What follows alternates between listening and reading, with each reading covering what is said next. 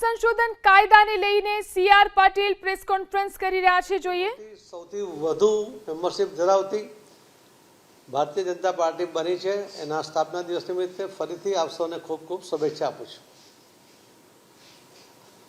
વકફ bill માટે આપણે ઘણા દિવસથી લોકોના મનમાં અજંપો બી હતો, એને મળેલી અભાગ સત્તાઓ માટે અસંતોષ બી હતો અને આવા નિયમો રદ થવા જોઈએ, એમાં સુધાર થવો જોઈએ, એવી તમામ લોકોની અપેક્ષાઓ પણ હતી।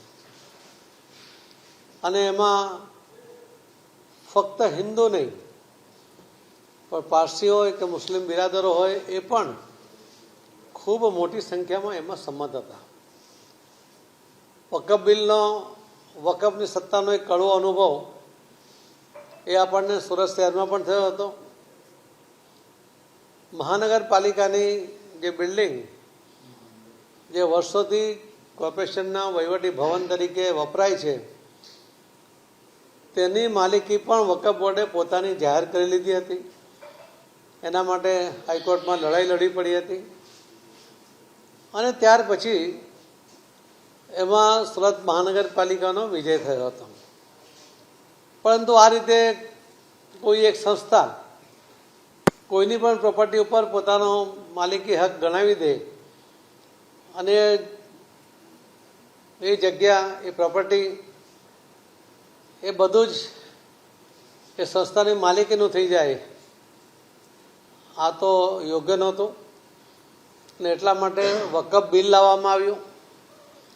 એને ઇન્ટ્રોડ્યુસ કર્યા પછી લોકસભામાં એને જે સંયુક્ત જોઈન્ટ પાર્લામેન્ટરી કમિટી હોય છે જેપીસી, એને સુપ્રત કરવામાં આવ્યું। એમાં અલગ અલગ પાર્ટીના અલગ અલગ આગેવાનો બધા જ લોકો એમાં જોડાયા, એમણે પોતાના વિચારો રજૂ કર્યા, કેટલાક સુધારા પણ આવ્યા અને એમાં ખૂબ ચર્ચા વિચારણાને અંતે ફરીથી એને લોકસભામાં લાવવામાં આવ્યું।